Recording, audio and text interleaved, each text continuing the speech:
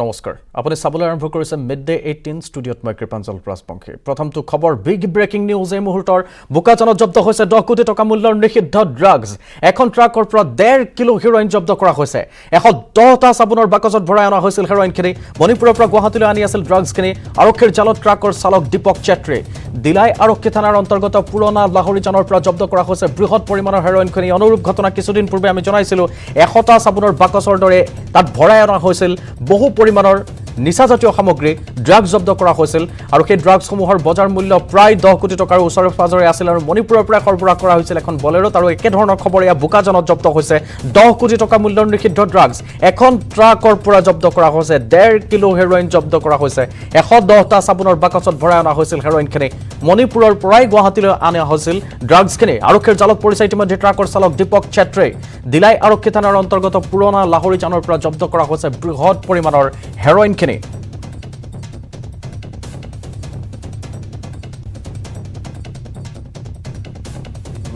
সেই মৰ্মে আইচি লাহৰজান পিপি দেৱপ্ৰতিম কোঁৱৰ আৰু অচি ডিলাইট লুৎফুৰ ৰহমান তেওঁলোকে ৰাতিপুৱা এটা নাকা চেটাপ কৰিছিলে আৰু আৰ্লি মৰ্নিং প্ৰায় 7টামান বজাত এখন ট্ৰাক এইখন মণিপুৰৰ পৰা আহিছিলে ট্ৰাকখন আমি ইণ্টাৰচেপ্ট কৰিলোঁ আৰু ট্ৰাকৰ বডিত আপোনাৰ প্লাষ্টিকত মেৰিয়াই থকা 110 পেকেট চাবোন পেকেট পোৱা গৈছে য'ত আপোনাৰ এপ্ৰক্সিমেট ৱেইট আছে 1.5 কেজি হেৰোইন কোনে নি আছিলে ছাৰ ইফালৰ পৰা এইটো গুৱাহাটী ডেষ্টিনেশ্যন আছে ইয়াৰ এনে আনুমানিক বজাৰ মূল্য ছাৰ কিমান মান ইণ্টাৰনেশ্যনেল ভেলু এপ্ৰক্সিমেটলি 10 ক্ৰ'ৰ হ'ব এই সময়তে আমি এজন মানুহ এৰেষ্ট কৰিছোঁ তেওঁৰ নাম দীপক চেত্ৰী তেওঁ কাংকপি মণিপুৰৰ ৰহিলে তেওঁ গাড়ীখন নিশ্চয় প্ৰায় 1.5 কেজি ওজনৰ হ'ব এইখিনি নিষিদ্ধ ড্ৰাগছ আমাৰ সৈতে প্ৰণৱ শৰ্মা সংযুক্ত হৈছে ফোনযোগে প্ৰণৱ শৰ্মা আপোনাৰ পৰা আৰু অধিক খবৰ জানিব বিচাৰিম 10 কোটি টকা মূল্যৰ নিষিদ্ধ ড্ৰাগছখিনি শেহতীয়া কি তথ্য আছে আপোনাৰ হাতত সব কৃপাঞ্জল অসম আৰক্ষীয়ে পুনৰ ড্ৰাগছৰ বিৰুদ্ধে এক সফল অভিযান চলাবলৈ সক্ষম হৈছে আৰু এইবাৰ কাৰ্বি আংলং জিলাত কাৰ্বি আংলং আৰক্ষীয়ে এই ড্ৰাগছৰ বিৰুদ্ধে সফল অভিযান চলাইছে আৰু আমাৰ হাতত যি তথ্য আছে সেই তথ্য অনুসৰি আজি পুৱাৰ ভাগত লাহৰিজান পহৰা চকীৰ আৰক্ষী আৰু দিলাই থানাৰ যি ভাৰপ্ৰাপ্ত বিষয়া আছে তেওঁলোকে যৌথভাৱে পুৰণা লাহৰিজানত তেওঁলোকে নাকা তালাচী আৰম্ভ কৰিছিলে আৰু নাকা তালাচীৰ সময়তে মণিপুৰ দিশৰ পৰা অহা NL 01885840 নম্বৰৰ এখন ট্ৰাক তেওঁলোকে ৰখাইছিলে আৰু সেইখন ট্ৰাক ৰখাই যেতিয়া তেওঁলোকে তালাচী অভিযান চলাইছিলে তালাচীৰ সময়ত ট্ৰাকৰ গোপন চেম্বাৰৰ পৰা মুঠ 110টা চাবোনৰ বাকচ তেওঁলোকে জব্দ কৰিছিলে আৰু সেই চাবোনৰ বাকচৰ ভিতৰত হেৰোইন আছিলে আৰু মুঠ প্ৰায় 1.5 কেজি হেৰোইন ইতিমধ্যে আৰক্ষীয়ে জব্দ কৰিছে লগতে সেই ট্ৰাকখনৰ চালক দীপক চেত্ৰীকো তেওঁলোকে আটক কৰি ইতিমধ্যে জেৰা অব্যাহত ৰাখিছে আৰু আমি যি জানিব পাইছো যি তথ্য লাভ কৰিছো আৰক্ষীৰ পৰা সেই তথ্য অনুসৰি ট্ৰাকখন মণিপুৰৰ পৰা আহিছিলে আৰু গুৱাহাটী অভিমুখে গৈ আছিলে আৰু সেই যি জব্দ কৰিছে ড্ৰাগছ বা হেৰোইনখিনি আৰক্ষীয়ে সেই ড্ৰাগছ হেৰোইনখিনিৰ মূল্য প্ৰায় 10 কোটিতকৈ অধিক টকা হ'ব বুলি ইতিমধ্যে বোকাজান মহকুমা আৰক্ষী বিষয়া জন দাসে ইতিমধ্যে সংবাদ মাধ্যমক জানিবলৈ দিছে আৰু এইখিনিতে আমি এটা কথা ক'ব লাগিব যে যিহেতু নাগালেণ্ড সীমান্তৱৰ্তী অঞ্চল পুৰণা লাহৰিজান সেই অঞ্চলত কিছুদিন পূৰ্বে দুদু কলনী যিজনে উচ্ছেদ অভিযান চলাইছিলে উচ্ছেদৰ সময়ত আৰক্ষীয়ে কৈছিলে যে সেই ড্ৰাগছৰ ঘাটিত উচ্ছেদ অভিযান চলোৱা হৈছিলে সেইমতে কিছুদিন যদি ড্ৰাগছৰ সৰবৰাহ কিছু কমি গৈছিলে বা বন্ধ হৈ আছিলে কিন্তু পুনৰ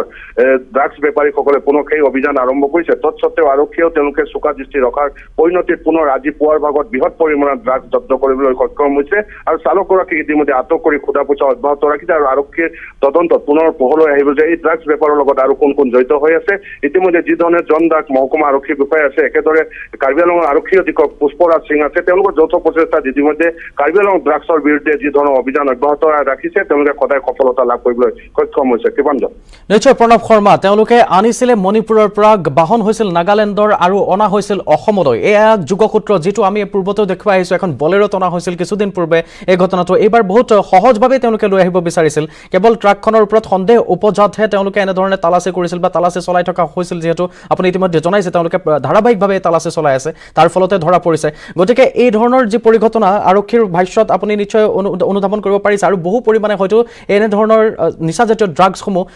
গ্ৰেপ্তাৰ কৰিব বা এইসমূহ জব্দ কৰিব পৰা যাব অচিৰেই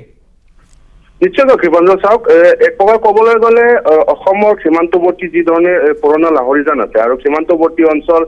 বুলি কোৱা হয় যে নাগালেণ্ড আছে মণিপুৰ আছে সেই পথেৰে মণিপুৰ বা নাগালেণ্ডলৈ যোৱা হয় একেদৰে মণিপুৰ আৰু নাগালেণ্ডৰ পৰা যি ধৰণে অসমলৈ ড্ৰাগছবোৰ তেওঁলোকে সৰবৰাহ কৰি আছে আৰু অসম আৰক্ষীয়ে যি ধৰণে চোকা দৃষ্টি ৰাখিছে চোকা দৃষ্টি ৰখাৰ পৰিণতিত সদায় এনেদৰে নাগালেণ্ড দিশৰ পৰা বা মণিপুৰ দিশৰ পৰা যি ধৰণে ড্ৰাগছ অসমলৈ প্ৰৱেশ কৰাৰ কাৰণে আনি আছে বা অসমত সৰবৰাহ কৰি আছে বিক্ৰী কৰিবলৈ আনি আছে সেইবোৰ ড্ৰাগছ ইতিমধ্যে আৰক্ষীয়ে জব্দ কৰিবলৈ সক্ষম হৈছে একেদৰে সৰবৰাহকাৰীকো তেওঁলোকে গ্ৰেপ্তাৰ কৰিবলৈ সক্ষম হৈছে ইতিমধ্যে যি ধৰণে এই চালকগৰাকীক গ্ৰেপ্তাৰ কৰিছে অসম আৰক্ষীয়ে চালকগৰাকীৰ ভাষ্যৰ ভিত্তিত হয়তো পুনৰ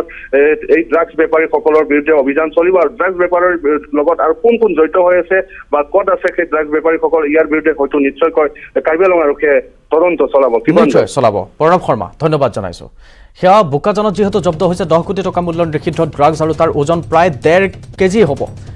এখন ট্ৰাকৰ পৰা এই 1.5 কেজি হেৰইন জব্দ কৰা হৈছে 110টা চাবোনৰ বাকচত ভৰাই অনা হৈছিল আমাৰ সাংবাদিকগৰাকীয়ে ইতিমধ্যে জনাইছে